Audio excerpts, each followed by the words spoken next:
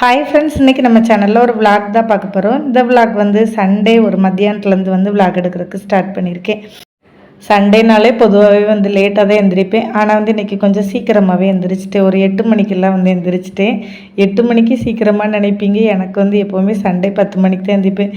இன்றைக்கி வந்து கொஞ்சம் அவங்க அப்பா வந்து வேலைக்கு போகணும் அப்படிங்கிறதுனால கொஞ்சம் சீக்கிரமாக வந்து எழுந்திரிச்சிட்டோம். பிள்ளைங்க வந்து கீழே ஐஸ் வண்டி வந்துருச்சுன்னு சொல்லிட்டு ஐஸ் வந்து வாங்கி சாப்பிட்டுட்டு இருந்தாங்க.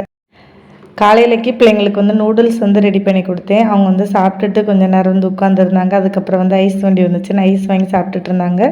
நான் வந்து குழம்புக்கு தேவையான சின்ன வெங்காயமெல்லாம் உரித்து வைக்கணும்ல, இன்றைக்கி வந்து சிக்கன் தான் வந்து வாங்கிட்டு வந்திருந்தாங்க. அதெல்லாம் உட்கார வந்து உரிச்சிக்கிட்டு இருந்தேன். ஆனால் பிள்ளைங்க வந்து ஃபேனை போட்டு விட்டு ஹால் எல்லாம் குப்பையாயிருச்சு. இதுக்கு நம்ம அப்போவே கையோடு அந்த வேலையை பார்த்துருந்தோம்னு வச்சுக்கோங்களேன், இவ்வளோ வேலை எனக்கு இருந்திருக்காது. அப்படியே வந்து துணியை வந்து மிஷினில் போட்டிருந்தேன். துணி காயப்பட வரும்போதே மல்லி மிளகா வந்து காய வச்சுட்டேன். எனக்கு வந்து டெய்லி காய வைக்கணும் அப்படின்னா நம்ம வந்து வேலைக்கு போயிடுவோமா, காலையில் கொண்டு வந்து மாடியில் வச்சுட்டு போனால் நைட்டு வர்றதுக்குள்ளே மல்லி வந்து காற்றுக்கு பறந்து எடுத்துகிட்டு போயிடும். அதனால் எங்கள் வீட்டுக்காரங்க வந்து கொஞ்சம் நேரம் வந்து லன்ச் டைமில் வருவாங்கள்ல, அப்போ வந்து கொஞ்சம் வெளியில் காய வச்சுருப்பாங்க. அப்படியே வந்து ஒரு வாரமாக காய வச்சுக்கிட்டு இருக்கேன். அநேகமாக நாளைக்கு தான் வந்து இது அரைக்கப்படும் அப்படின்ட்டு வந்து எனக்கு வந்து குழம்பு பொடி வந்து இல்லாமலே வந்து என்ன குழம்பு வைக்கலாம் அப்படின்னு வந்து பெரிய யோசனையாக இருக்கும். நானும் வந்து ஆச்சி குழம்பு பொடி வாங்கி யூஸ் பண்ணி பார்த்துட்டேன். அதுக்கப்புறம் வந்து மஞ்சள் தூள், மிளகாத்தூள், மல்லித்தூள் போட்டு அப்படியே குழம்பு வச்சு பார்த்துட்டேன். இருந்தாலும் வந்து எனக்கு வந்து நமக்கு எதிர்பார்க்குற டேஸ்ட் வந்து அதில் வந்து கிடைக்க மாட்டேங்குது. அதனால் வந்து இப்போது 2-3 நாளாகவே வந்து வெரைட்டி ரைஸு, சாம்பார், ரசம் அந்த மாதிரி வந்து வச்சு ஓட்டிகிட்ருக்கேன். இன்றைக்கி வந்து லஞ்சுக்கு சிக்கன் வந்து வாங்கிட்டு வந்திருந்தாங்க. பாப்பா வந்து போன வாரம் மட்டன் தானே எடுத்தோம். அவளுக்கு வந்து பிரியாணி சாப்பிட்ணும். அது வந்து எனக்கு வெள்ளை பிரியாணி தாம்மா வேணும் அப்படின்னா, அதனால் வந்து தேங்காய் பால் சாதம் வந்து ரெடி பண்ணி வச்சுட்டேன். இதோட ரெசிபி வந்து கமெண்ட்டில் வந்து கேட்டிருந்தீங்க. நான் வந்து நெக்ஸ்ட் டைம் வந்து செய்கிறப்ப வீடியோ எடுக்கிறேன். இந்த பாப்பா ஜூஸ் போடுற கொஞ்சம் உள்ள வைமா, பாரு இடிச்சிடாம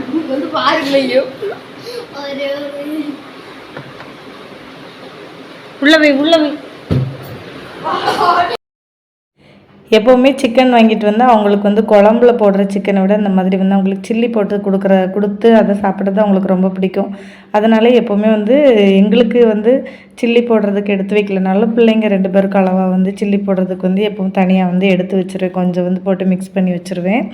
அது மாதிரி தான் இன்றைக்கி வந்து கொஞ்சம் நிறையவே வந்து சிக்கன் வந்து எடுத்துகிட்டு வந்திருந்தாங்க. அதனால் வந்து இன்றைக்கி நம்ம எப்போவுமே வந்து பார்த்து வந்து சமைப்போம்ல, அப்போ வந்து டேஸ்ட் வந்து நல்லாவே வந்து வராது. இன்றைக்கி வந்து நான் ஒரு 3 தேங்காய் போடலாம் அப்படின்னு சொல்லிட்டு வீட்டில் 2 தேங்காய் தான் இருந்துச்சு. கீழே கடைக்கு வந்து பையனை அனுப்பி விட்டுருந்தேன். தேங்காய் இல்லைன்ட்டாங்க. சரி இருக்கிற தேங்காயில் வந்து இதிலே குழம்பு வைக்கணும், நம்ம தேங்காய் பால் எடுத்து சாப்பாடு செய்யணும் அப்படின்ட்டு நினச்சிட்டு வந்து இருந்த தேங்காயில் தான் பண்ணேன். எப்போவும் நான் வந்து பார்த்து பண்ணுவேன். அப்போ இல்லாத டேஸ்ட் வந்து இன்றைக்கி சாப்பாடில் வந்து இருந்துச்சு. அவங்க அப்பா வந்து மத்தியானம் வருவாங்கன்ட்டு கொஞ்சம் சீக்கிரமாகவே ரெடி பண்ணிவிட்டேன். அவங்க வந்து இன்றைக்கி வரல, நான் வரேன் ஈவினிங் ஆகும் அப்படின்ட்டாங்க. சரின்ட்டு நானும் பாப்பா கிஷோர் 3 பேர் உட்காந்துட்டு ஸ்டார்ட் மியூசிக்காக ரெடி ஸ்டெடி வந்து போட்டுட்ருந்தாங்க. அதை வந்து உட்காந்து பார்த்துட்டு நல்லா சாப்பிட்டுட்டு பிள்ளைங்களையே தூங்க சொன்னேன். அவங்க வந்து தூங்குற மாதிரி இல்லை. எனக்கு நல்லா திருப்தியாக சாப்பிட்டதுனால ஒரு தூக்கம் வந்துருச்சு.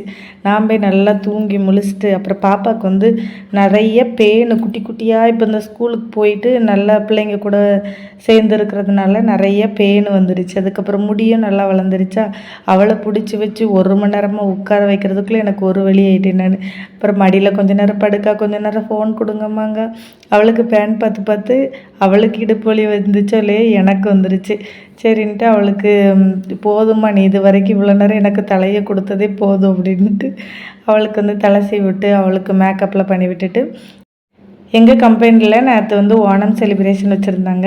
அப்போ வந்து நான் கொஞ்சம் லிப்ஸ்டிக்கு, ஐப்ரோ பென்சில் பாப்பாவுக்கு அப்புறம் எல்லாமே வந்து கொஞ்சம் கொஞ்சம் வாங்கிட்டு வந்திருந்தேன்னா அவளுக்கு வந்து அதெல்லாம் பார்த்த உடனே அவளுக்கு போடணும் அப்படின்னு வந்து ஆசை வந்துருச்சு.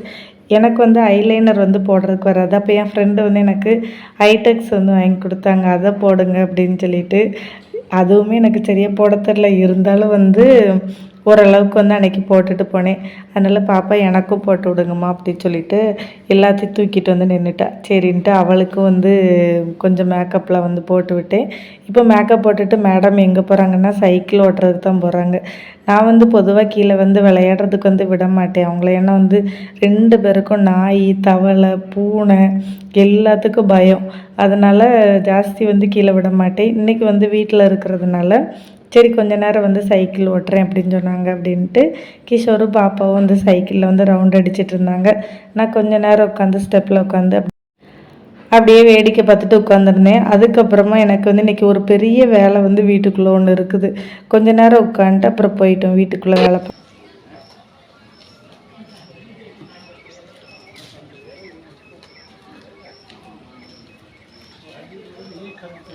இங்கே ஓட்டு, அங்கேயே போனா அங்கே போகாத, இங்கனுக்குள்ளே ஓட்டு.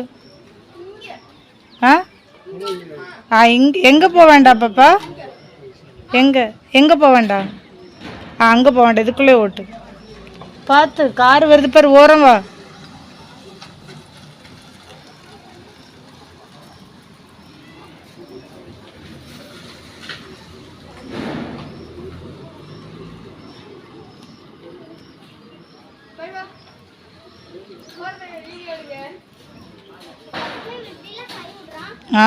பாப்பா இருக்கா பின்னாடி பத்திரம், கையில் விட்டு ஓட்டக்கூடாது.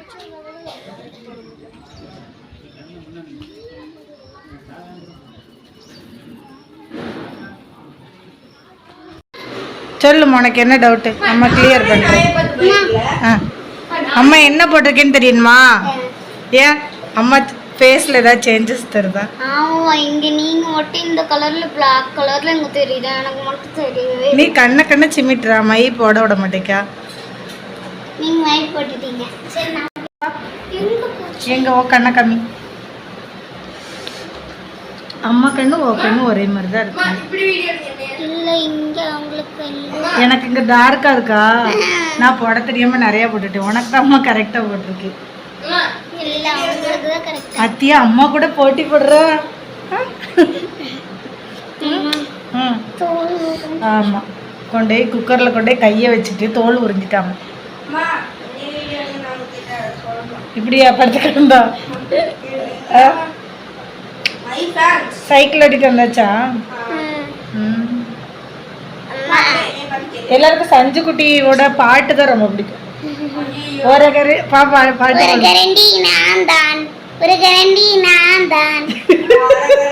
உரகரண்டினா என்ன சொல்லு? உலக அழகி நான் தான்.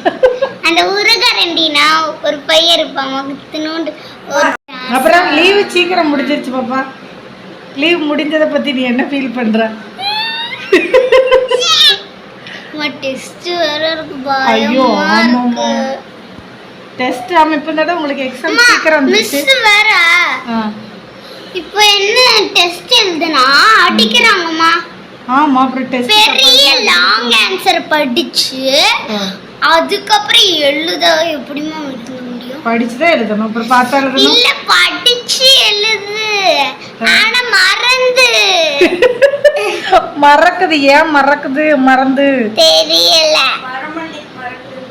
மறந்துருச்சா? அதுக்கப்புறம் மிஸ் அன்னைக்கு லீவ் இல்லம்மா. டெஸ்ட் நோட் காமி. அன்னைக்கு 10 மார்க் 9.5 மார்க்ல வாங்கல. இங்க டெஸ்ட் நோட் இருக்கா? ஸ்கூல்ல கொடுத்துருங்க. எடுத்துட்டோம். ஓன் டெஸ்ட் நோட் எடுத்துட்டு வாடா. கொரோனா வந்து உன் படிப்புக்கு எடுத்து விடுச்ச. கொரோனா வந்து 2-3 வருஷம் ஆயிப்போச்சு. இன்னும் கொரோனாவே சொல்லிக்கிட்டு இருக்கடா. கொரோனாவை ஒன்றும் படிக்க வேண்டாம்னு சொல்லிச்சு.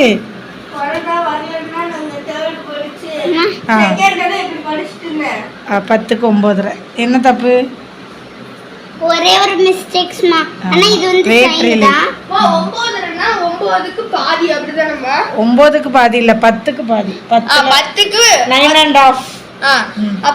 அப்படிதானம்மா? இவ 10க்கு 10ங்கற. 10க்கு 10 அத அரை மார்க் தப்பு விட்டுருக்கீல. வேட்ரில எழுதிருக்கீங்க. ஒரே ஒரு இது மட்டும் தான். அந்த ஒண்ணுனால அதுக்கு இங்க பாரு கீழேக்கு இது இந்த 5 போச்சு.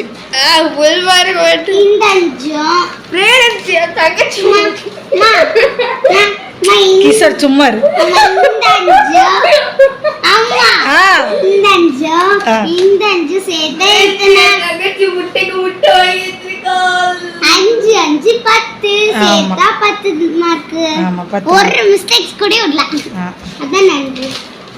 இதுல மட்டும் மிஸ்டேக் விட்டுருக்கா. அப்படி பார்த்தாலும் அவங்க மிஸ் ஆஃப் மார்க் தான் கம்மி பண்ணியிருக்காங்க. பாப்பா அவளோட டெஸ்ட் நோட்டில் காமிச்சிட்டு இருந்தா. கிஷோரை வந்து உன்னோட டெஸ்ட் நோட்டை காமிடா அப்படின்னு சொன்னால் அவங்க என்ன ரீசன் சொல்கிறான் தெரியுமா?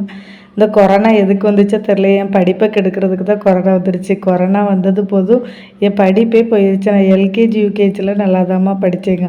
இப்போ 6வது படிக்கிறான். கொரோனா எப்போ வந்துச்சு, அவன் என்னென்ன கதையெல்லாம் சொல்லிக்கிட்டு இருக்கான் பாருங்களேன். பாப்பா வந்து ஓரளவுக்கு வந்து நம்ம தான் சொல்லி கொடுக்கணுன்ட்டுல, அவளே வந்து ஸ்கூலில் வந்து சொல்லி கொடுக்குறத வச்சே படிச்சுக்குவா. ஆனால் கிஷோருக்கு வந்து ஸ்கூல்லேயும் படிக்க மாட்டான். நம்ம வீட்டில் உட்காந்து எழுதுன்னா நம்மக்கிட்ட வந்து ஒரு 1000 கொஸ்டின் அவன் கேட்குற கொஸ்டின்லேயே சரி ராசா நீ போய் பேசாமல் புக்கு மூடி வச்சுட்டு போய் டிவி பாருன்னு சொல்கிற அளவுக்கு வந்து உட்காந்து பேசிகிட்டே இருப்பான். அதுக்கப்புறம் அவனாக ஒரு வந்து திடீர்னு காலையில் 5:30 6 மணிக்கு உட்காந்து படிச்சுட்டு இருப்பான். அது அவனுக்காக வந்து தோணணும், நம்ம வந்து சொல்லக்கூடாது படின்னு அந்த மாதிரி. நான் வந்து மளிகை ஜாமான் வந்து எப்போ போன வர செவ்வாய்க்கிழமை வாங்கிட்டு வந்தேன். வாங்கிட்டு வந்தது அப்படியே வந்து அந்த பையோடே வச்சுட்டேன். கொஞ்சத்தை மட்டும் வந்து அப்பப்போ தேவைக்கு வந்து ஓப்பன் பண்ணேன். போன மாதம் வாங்கினது எல்லாமே வந்து கொஞ்சம் டப்பாவில் வந்து இருந்துச்சு. காலியானதுக்கு மட்டும் வந்து கழுவி கொட்டி வச்சுக்கலாம். எப்போவுமே வந்து எல்லாத்தையும் அள்ளி போட்டு கழுவிட்டு கிடப்பேன்.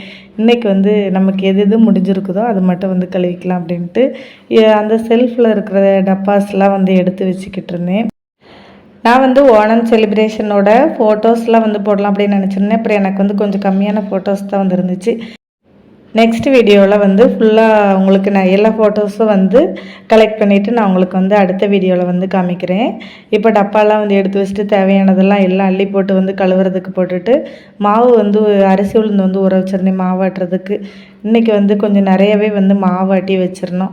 மாவு ஆட்டினா 2-3 நாளைக்கு இருக்குது. அதுக்கு அடுத்த நாள் என்னடா சமைக்கலான்னு வந்து யோசனையாக இருக்குது. ஒரு சிலர் வந்து கமெண்ட்டில் கேட்டிருந்தீங்க, ஏன் அடை தோசைலாம் வந்து செய்ய மாட்டிங்களா அப்படின்னு சொல்லிட்டு. அடை தோசைலாம் என் பிள்ளைங்களுக்கு வந்து பேர சொன்னாலே என்னென்னு வந்து தெரியாது. ஏன்னா எனக்குமே நானும் சாப்பிட்டதுலேருந்து தான் நினைக்கிறேன். சின்ன வயசில் எப்போயாவது சாப்பிட்ருப்பேன். எனக்கும் பெருசாக வந்து அதோடய டேஸ்ட் எப்படி இருக்கும் அப்படின்னு வந்து தெரியல. பிள்ளைங்களுக்கும் வந்து நான் கொடுத்து பழக்கலை. ஏன்னா நம்ம சாப்பிட்டா அதை பிள்ளைங்களுக்கு செஞ்சு தருவோம். நீங்கள் வந்து உங்கள் வீட்டில் செஞ்சுருந்தீங்க அப்படின்னா வந்து அது எப்படி இருக்கும், என்ன மாதிரி டேஸ்ட்டில் இருக்கும், செஞ்சு கொடுத்தா நல்லா இருக்குமா இல்லை எப்படி செய்யலாம் அப்படின்னு சொல்லிட்டு வந்து கமெண்ட் பண்ணுங்கள். நானும் வந்து ஒரு நாள் வந்து இந்த வாரத்தில் ட்ரை பண்ணி பார்க்குறேன் எப்படி வருது. பிள்ளைங்களுக்கு வந்து கொடுத்து பார்த்துட்டு அவங்க எப்படி சாப்பிட்றாங்களா என்னன்ட்டு பார்க்கலாம். சீனி வந்து எப்போவுமே எங்கள் வீட்டில் வந்து ஒரு 7 கிலோ 8 கிலோ சீனி வந்து இருக்கும். ஏன்னா வந்து நாங்கள் காஃபி வந்து நிறைய குடிப்போம். எப்படியும் ஒரு நாளைக்கு 5-6 காஃபி குடிச்சிருவோம். அதனால் சீனி மட்டும் எப்போவுமே வந்து தட்டாமல் இருக்கணும். நான் வந்து ஒரு 5 கிலோ சீனி வந்து எப்போவும் வாங்கிடுவேன் மாதத்துக்கு ஒருக்கா. ரேஷனில் 2 கிலோ கொடுப்பாங்களா, 7 கிலோ சீனி பருப்பு ஆயில் இது தானே நமக்கு கொஞ்சம் எக்ஸ்ட்ரா வந்து காலியாகும். அதுக்கப்புறம் மைதா அந்த மாதிரி சேமியா அதெல்லாம் வந்து தனியாக ஒரு உப்பு அதெல்லாம் கொஞ்சம் எக்ஸ்ட்ரா இருக்கும்ல, அதெல்லாம் வந்து ஒரு பக்கெட்டில் போட்டு வச்சுட்டேன். ஏன்னா அது அப்பப்போ நம்ம வந்து எப்போவும் எடுக்கிறதில்ல, எப்போயாச்சும் வந்து நமக்கு தேவைங்கிறப்ப தான் எடுப்போம்.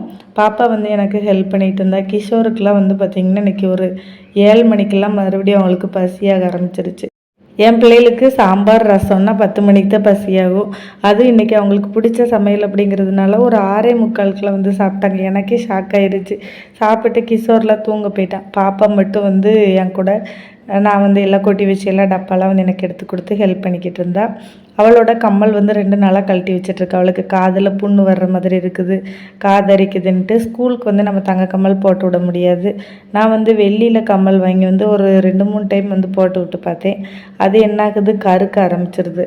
அதனால் அவளுக்கு வந்து இந்த மாதிரி நம்ம கவரிங் கம்மல் இருக்குல்ல, அதுதான் வந்து ஸ்கூலுக்கு சின்னதாக தான் பொட்டு மாதிரி தான் இருக்கும், அதைத்தான் வந்து போட்டு விடுவேன். அவளுக்கு என்னமோ தெரியல, நான் வந்து இந்த ஜிமிக்கி வந்து கழட்டி வச்சுருந்தேன்னா எனக்கு வந்து கொஞ்சம் வெயிட்டாக இருக்கிற மாதிரி இருக்குது அப்படின்ட்டு.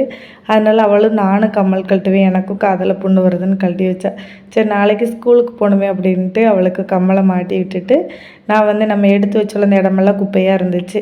இன்றைக்கி வீடு வந்து துடைச்சிடலாம் அப்படின்னு தான் வந்து பார்த்தேன். ஆனால் வந்து நைட்டு வந்து துடைக்கலாமா என்னன்னு தெரியல.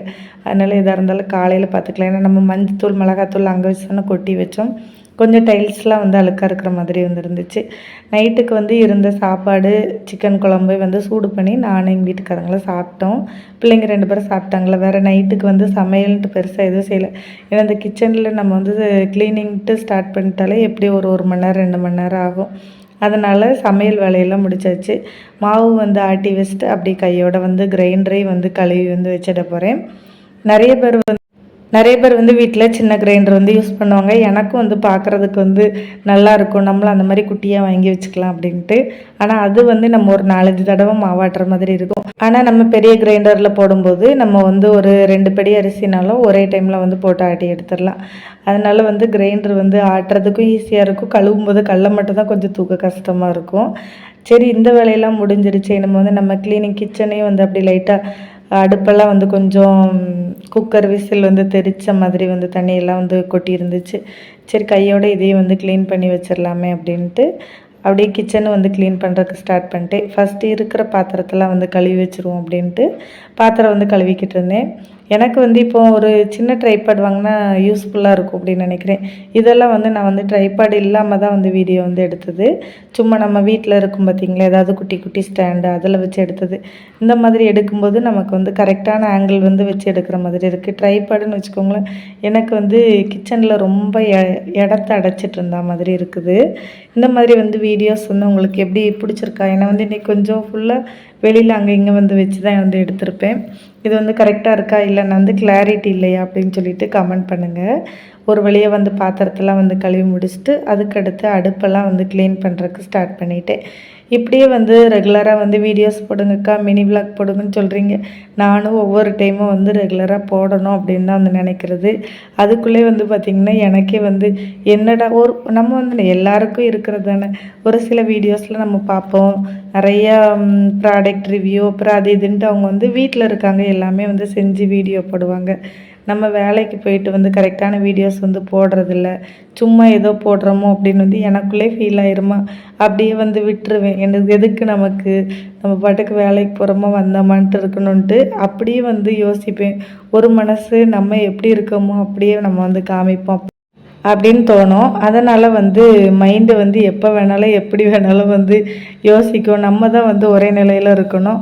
அதனால் வந்து இன்றைக்கி காலையிலேருந்தே வந்து வீடியோஸ் எடுக்குமா வேண்டாமான்னு யோசிச்சுட்டு இருந்தேன். என்னத்தை போய் ஆயிரப்போகுது அப்படின்னு சொல்லிட்டு வீடியோஸ் வந்து எடுத்துட்டேன். இப்போ என்னோடய கிச்சன் க்ளீன் பண்ணியாச்சு. பால் மட்டும் வந்து காய்ச்சி வெளியில் வச்சுருவேன், ஃப்ரிட்ஜில் வைக்க மாட்டேன். ஏன்னா நம்ம அதில் வந்து பூவு அப்புறம் மாவு இதெல்லாம் வைப்போமா, ஸ்மெல் வரும் அப்படிங்கிறதுக்காக பால் மட்டும் எப்போ வெளியில் வச்சுருப்பேன். ஏன்னா பாப்பா திடீர்னுட்டு பசிக்குதுன்னு பால் கேட்பா. அவளுக்கு வந்து 11 மணி 12 மணி வரைக்கும் தூங்காமல் கிடப்பால, பால் வந்து கேட்பா. அதனால் பால் வந்து வெளியில் வச்சுட்டு மாவும் வந்து ஆட்டி வச்சுட்டேன். அவ்வளோதான், கிச்சன் க்ளீன் பண்ணிவிட்டு நானும் தூங்க போயிட்டேன். இந்த விளாக் உங்களுக்கு பிடிச்சிருந்தா மறக்காமல் நம்ம சேனலை சப்ஸ்கிரைப் பண்ணிக்கோங்க.